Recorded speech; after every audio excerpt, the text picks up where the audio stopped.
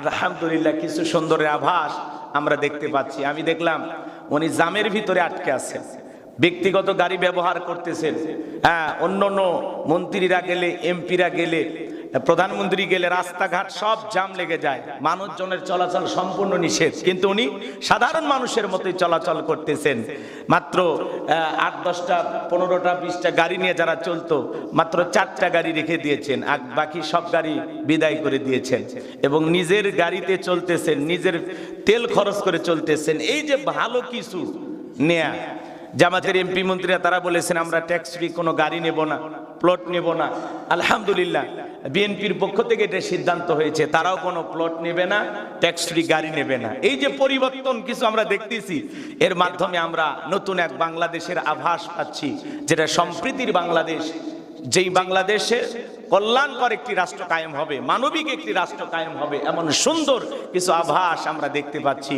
আল্লাহ সবাইকে দেশের কল্যাণে, এ জাতির কল্যাণে, এ মানুষের কল্যাণে, জনগণের কল্যাণে কাজ করা তৌফিক দান করুন। চিল্লায় বলুন আমিন। ইসলামের কল্যাণে ভালো কাজ করা তৌফিক দান করুন, জোরে বলুন আমিন। তাহলে প্রধানমন্ত্রী এখন সাধারণভাবে চলাফেরা করতে গিয়ে তারেক রহমান গতকালকে জ্যামে আটকে আছে, জ্যামের ভিতরে তার গাড়ি, সেখানেও বিভিন্ন লোক সেলফি তুলতেছেন, তার কাছে আগায় যেতেছেন। একজন প্রধানমন্ত্রী জ্যামে আটকে আছে, এমন সমাজ আমরা আগে দেখি নাই। আলহামদুলিল্লাহ এই যে পরিবর্তন তার ভিতরে যে এসেছে, আলহামদুলিল্লাহ। তাহলে রমজান মাসে আল্লাহ তাআলা কোরআন নাজিল করেছেন, তাহলে রমজান বান্দার পক্ষে কিয়ামতের ময়দানে আল্লাহর কাছে সুপারিশ করবেন, কোরআন বান্দার পক্ষে আল্লাহর দরবারে সুপারিশ করবেন। তাহলে রমজানের রোজা আপনার পক্ষে সুপারিশ করবেন, কোরআন আপনার পক্ষে সুপারিশ করবেন। তাহলে এই কোরআন রমজান মাসে বেশি বেশি তেলাওয়াত করার দরকার আছে না নাই? রমজান যেন হয় কোরআনময়, প্রত্যেক দিন আমরা যতটুকু পারি কোরআন তেলাওয়াত করব। কারণ রোজা আমি সিয়াম পালন করতেছি, সিয়ামটা আল্লাহর দরবারে আমার পক্ষে সুপারিশ করবেন।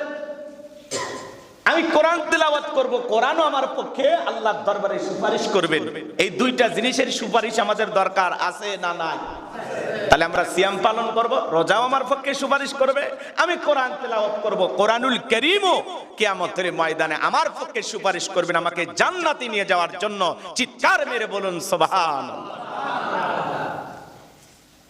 এই রমজান মাস আমলের মাস, ইবাদতের মাস।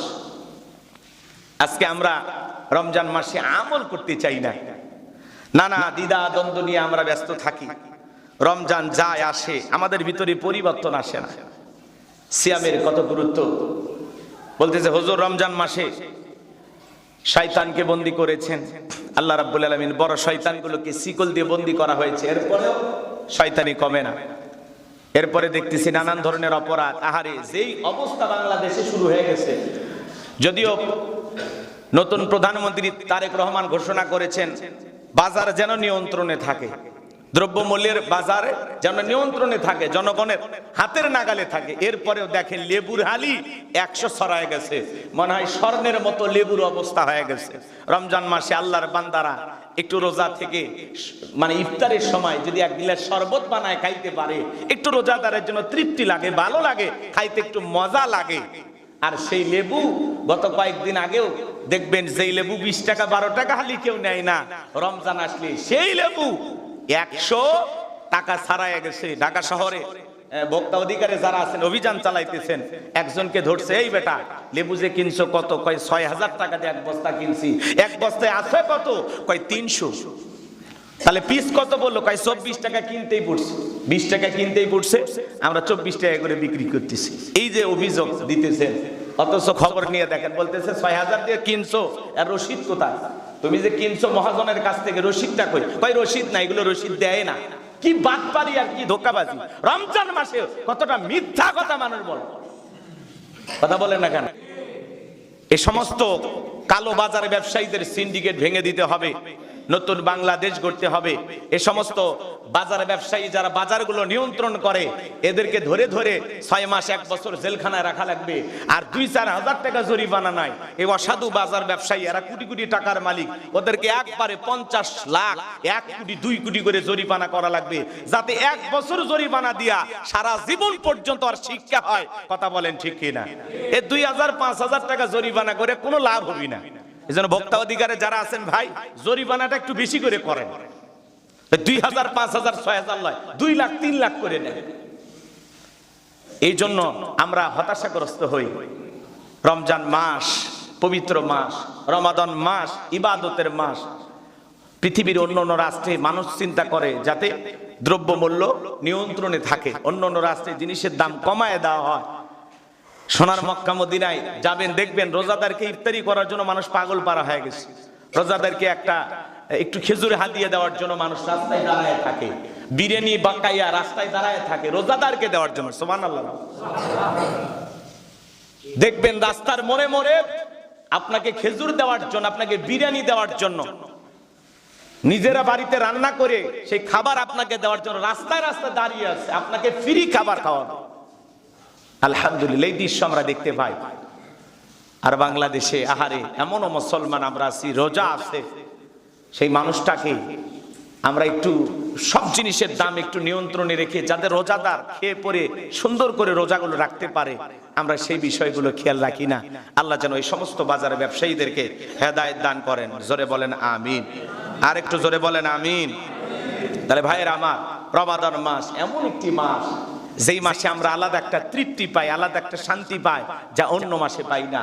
রোজাদারের জন্য আল্লাহ রাব্বুল আলামিন স্পেশাল কিছু রেখে দিয়েছেন পুরস্কার। সুবহানাল্লাহ বলেন।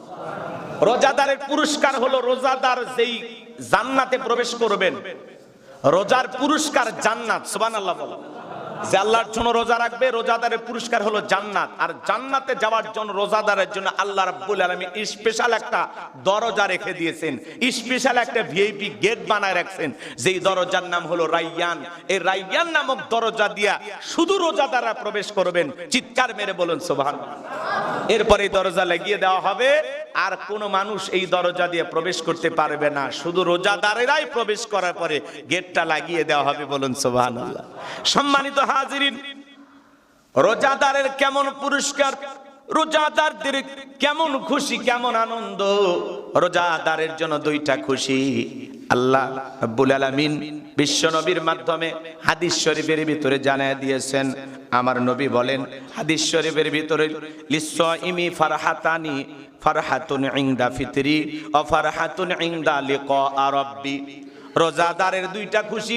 1 নাম্বার খুশি হলো রোজাদার যখন ইফতার করে, ইফতারের সময় খুশি। সারাটা দিন রোজা রাখার পরে ছোলা বুট খেজুর নিয়া, 1 গিলাস শরবত নিয়া আপনি অপেক্ষায় আছেন। এরপরে যখন ইফতার করলেন, আপনার ভিতরে একটা প্রশান্তি কাজ করে, ভালো লাগা কাজ করে, তৃপ্তি লাগে, মনটা খুশি হয়ে যায়।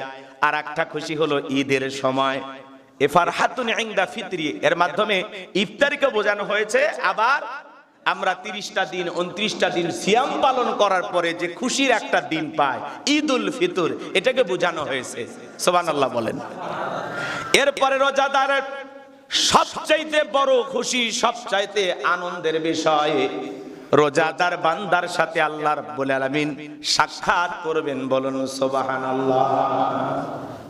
ফারহাতুন ইনদা লিকা রাব্বি। রোজাদারের সাথে আল্লাহ রাব্বুল আলামিন সাক্ষাৎ করবেন। রোজাদারের সবচাইতে আনন্দ, সবচাইতে খুশি হলো দিদারে ইলাহি, আল্লাহর সাক্ষাৎ। সুবহানাল্লাহ বলেন। তাহলে রোজাদার ইফতারের সময় খুশি হয়, ঈদের সময় খুশি হয়। আর একটা খুশি জান্নাতে যাওয়ার পরে পাওয়া যাবে, সেটা হলো আল্লাহর সাথে সাক্ষাৎ। তাহলে রোজাদারের সাথে আল্লাহ সাক্ষাৎ করবেন, এটা আমাদের আনন্দের বিষয় কিনা বলেন? জোরে বলেন, আনন্দের বিষয় কিনা? আল্লাহর সাক্ষাৎ আমরা চাই কিনা? তাহলে রোজা রাখার দরকার আছে।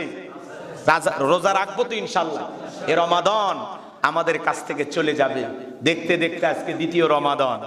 এরকম করতে করতে দেখবেন 10, 20 এরকম গনতে গনতে রমজান শেষ হয়ে যাবে। আপনি কেমনে পারেন রোজা না থেকে? আপনি কেমনে পারেন? যদি ইচ্ছাকৃত ভাবে আপনার একটা রোজা নষ্ট হয়ে যায়, তাহলে সেই রোজার কাফারা 60টা রোজা আপনাকে রাখতে হবে। তাও 1 লাগারে 10টা 20টা করে বিশ্রাম নিতে পারবেন, একাধারে রাখতে হবে। তাহলে রোজার গুরুত্বটা কত